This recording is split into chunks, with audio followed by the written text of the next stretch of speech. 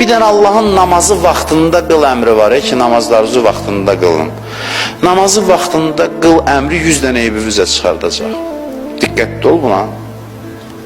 Gör ki, sən harda, hansı səbəblərdən namazı vaxtında qılmağa süst deyilirsən, o səbəbin arxasında xasiyyət yatır, xüsusiyyət yatır, eyb gizlənir.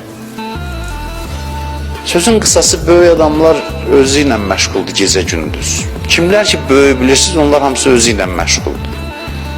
Böyüyün birinci xüsusiyyəti budur. Böyüklər özləri ilə məşğuldurlar, öz eybləri ilə məşğuldurlar.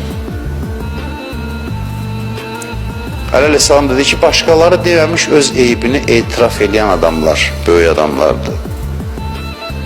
Əvvəldən bilirəmsə, mən bilirəm də tapmışam eybi. Bir də deyəndə desin, hə, çox sağ ol, elə bilirdim. Təəccüblü deyil. Elə mən dünən axşam bunu tapdım özümdə.